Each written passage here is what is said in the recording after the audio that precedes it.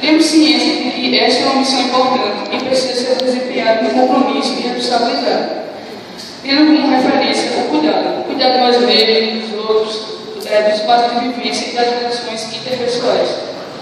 Mas não estamos sozinhos nesse desafio. Com certeza poderemos contar com nossas famílias, com equipes, professores, não só os professores, quanto os orientadores da direção do colégio. Sabemos que todos estarão conosco para nos ajudar no serviço para o qual fomos eleitos. Obrigado pela confiança. Sigamos em frente com força e coragem, pois estamos juntos nessa jornada. Agradecer pelo convite de vocês na gente. A gente vai tentar, pelo menos, cumprir o que a gente viveu para transformar num ano melhor.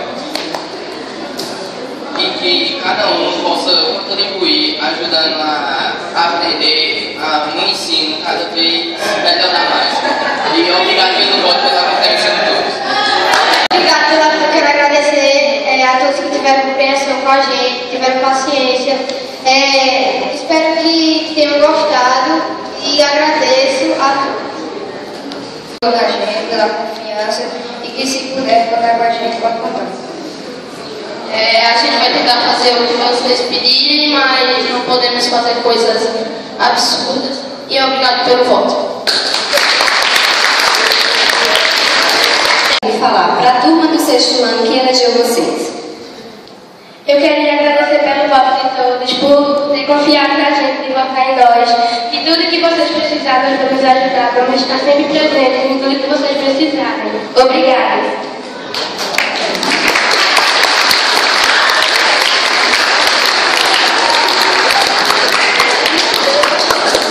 Muito obrigada por ter votado na gente e pela confiança de vocês.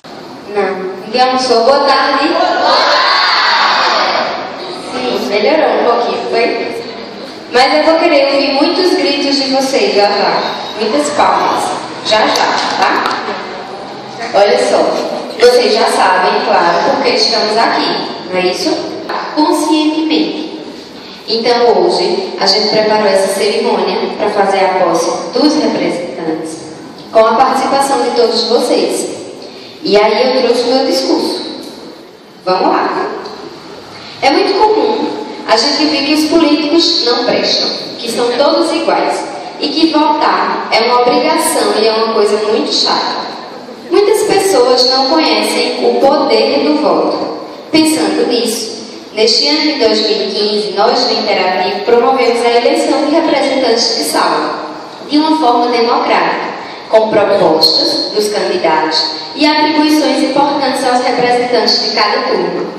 Numa democracia, que é o que a gente vive aqui no Brasil, as eleições são de fundamental importância, além de representar um ato de cidadania. Possibilitam a escolha de representantes e governantes que fazem e executam as leis que interferem diretamente nas nossas vidas.